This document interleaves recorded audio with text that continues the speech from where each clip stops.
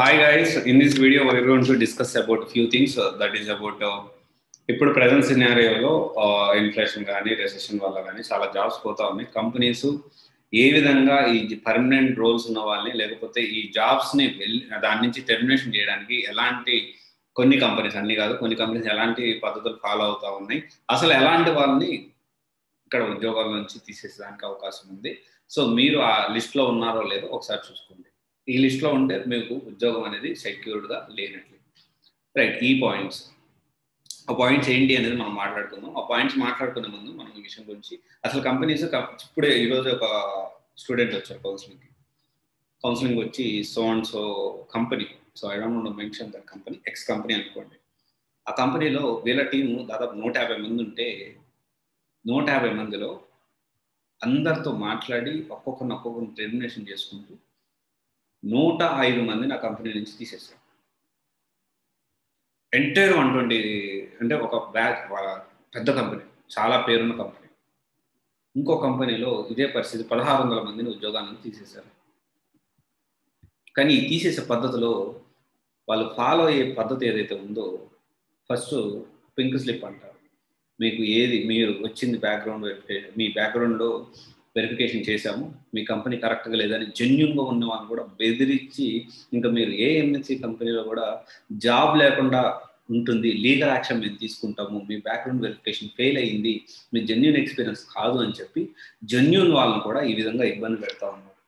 ఇబ్బంది పెట్టి వాళ్ళకి భయభ్రాంతులు గురి చేసి ఆ కంపెనీస్ నుంచి తీసే వాళ్ళంతా వాళ్ళు ఇమ్మీడియట్గా టెర్మినేషన్ చేసి పంపించేస్తూ ఉన్నారు.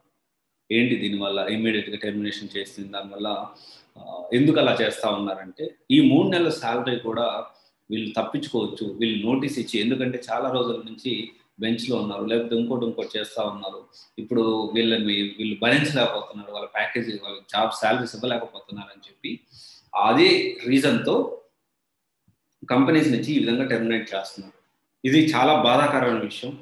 ఈ విషయాన్ని మీరు ఖచ్చితంగా ఏంటి అంటే వాళ్ళు ఏదో మెంటల్గా స్ట్రెస్ ఇస్తున్నారు, భయభ్రాంతులు గురి చేస్తున్నారు అని చెప్పి కంపెనీ నుంచి కానీ మీరు ఒప్పుకొని సరే ఏదో ఒకటి టెర్మినేట్ అలాంటి సిచ్యువేషన్ మీరు ఒప్పుకున్నారంటే అది మీ కెరీర్ మీద చాలా ఇంపాక్ట్ అనేది చూపిస్తుంది. గుర్తుపెట్టుకోండి, జెన్యూన్ ఎక్స్పీరియన్స్ ఆల్రెడీ ఉండుంటే కంపల్సరీ, ఒకవేళ జెన్యూన్ ఎక్స్పీరియన్స్ లేకపోయినా బ్యాక్గ్రౌండ్ వెరిఫికేషన్ సక్సెస్ అయ్యి 1 సంవత్సరం రోజులు, ఒక 8 నెలలు 9 నెలలు ఆ కంపెనీలో పనిచేసి ఉంటే డెఫినెట్గా మీరు రెసిస్ట్ చేయొచ్చు. మీరు మరి ఇన్ని రోజులు నాతో పని చేయించుకున్నారు కదా, నేను జెన్యూన్ క్యాండిడేట్ని, నేను నోటీస్ ఇస్తాను, కానీ నేను ఈ ఎక్స్పీరియన్స్, నా జెన్యూన్ ఎక్స్పీరియన్స్ అనేది మీరు గట్టిగా చెప్పుకోగలగాలి ఏ కంపెనీకి అయినా కానీ, అది ఇర్రెస్పెక్ట్ ఆఫ్ ఎనీ కంపెనీ. అండ్ మనకి ఇక్కడ అర్థం చేసుకోవాల్సిన విషయం ఏంటి అంటే మనం జెన్యూన్గా ఉన్నప్పుడు లేదా జెన్యూన్గా పని చేసినప్పుడు మనం ఎవరికి భయపడాల్సిన అవసరం లేదు. అండ్ సరే ఇది ఒకసారి ఇంకా ఇట్లాంటి డీటెయిల్స్ డౌట్స్ ఏమైనా ఉంటే డెఫినెట్గా మనం పబ్లిక్లో ఇవన్నీ ఇంకా డీటెయిల్గా మనం మాట్లాడుకోలేము. పర్సనల్గా definitely you can attend for counselling. So దాని గురించి మనం మాట్లాడుకోవచ్చు. సరే, దాని గురించి కాకుండా ఈ లిస్ట్లో మీరుంటే ఈ లిస్ట్లో మీరు ఉన్నారా అనేది ఒకసారి చూసుకోండి. చాలామంది బెంచ్లో ఉన్నారు, చాలా రోజుల నుంచి బెంచ్లో ఉన్నాను కదా అని చెప్పి చాలా రిలాక్సింగ్గా ఏదో ఒకటి నాకు మంత్లీ శాలరీ వస్తుంది, నాకు ఏదో వస్తుందని చెప్పి చాలా లైట్ తీసుకొని చాలామంది ఉన్నారు. గుర్తుపెట్టుకోండి, మీరు బెంచ్లో ఉన్నారు, ప్రాజెక్ట్ లేదు మీకంటే మీ జాబ్కి ఎలాంటి సెక్యూరిటీ అనేది ఉండదు.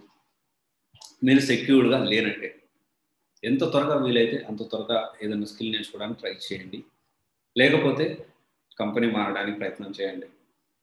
అండ్ ఇంకొక విషయం వచ్చేసి సబ్జెక్ట్ అండ్ కమ్యూనికేషన్ లేని వాళ్ళని ఏదో ఒక ఇంటర్వ్యూ మేనేజ్ చేసేసారు, ఏదో మేనేజబుల్ కమ్యూనికేషన్ ఉంది, అలా నెట్టుకొస్తున్నారు, కానీ ఇప్పటి నుంచి అది కష్టమైపోతుంది. సో ఈ విషయం ఒకవేళ సబ్జెక్ట్ కానీ కమ్యూనికేషన్ కానీ లేకపోతే try to improve that, or else there is a possibility you will get termination.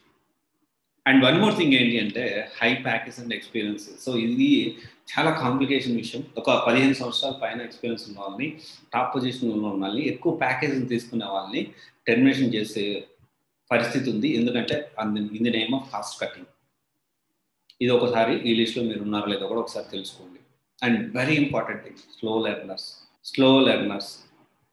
Learners ఏంటి అంటే ఒక ప్రాజెక్టులు లేవు, ప్రాజెక్టులు అయిపోయాయి, ఇప్పుడు వాళ్ళకి కొత్త ప్రాజెక్ట్ వచ్చింది, లేదా కొత్త ప్రాజెక్ట్ వచ్చేదానికి అవకాశం ఉంది. సో ఈ డొమైన్, ఇంకొక డొమైన్ మీరు నేర్చుకోండి అని చెప్పి మీకు ఒక అవకాశం అనేది ఇస్తారు. మీరు ఎట్టి పరిస్థితుల్లో ఆ డొమైన్ని నేర్చుకోవాలి. అట్లా కాకుండా స్లోగా నెగ్లిజెన్స్తో ఉన్నారంటే డెఫినెట్గా మీరు ఉద్యోగానికి సెక్యూర్ లేనంటే. ఇది ఇప్పటికిప్పుడు నేను అప్డేట్ చేయడానికి రీజన్ ఏంటి అంటే, there are people coming to me. ఈ విధంగా జరుగుతూ ఉంది. 8 నెలల నుంచి నేను బెంచ్లో ఉన్నా, ఏదో ఇంటర్వ్యూ మేనేజ్ చేసి వెళ్ళిపోయాను.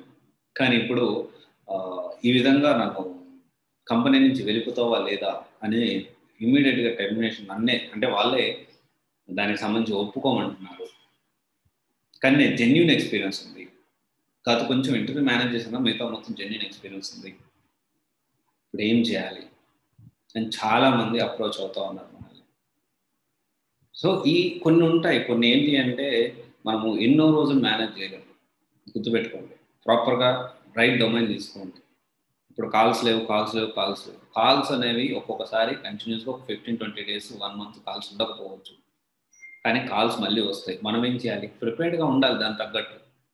ఓకే, ఒకసారి ఆలోచించండి గైస్. డెఫినెట్గా హ్యాండ్స్ ఆన్ ఎక్స్పీరియన్స్ తెచ్చుకోండి, ప్రాపర్ కొన్ని ప్రాజెక్ట్ మీద వర్క్ చేయండి, ప్రాపర్గా ఇంటర్వ్యూస్ అటెండ్ అవ్వండి, మీ వంద మీరు ట్రాక్ చేసుకోవడానికి ట్రై చేయండి. Okay, thank you guys. This is Raj signing off. CBSE Guidance Private Limited, one stop solution for all job oriented courses. Thank you.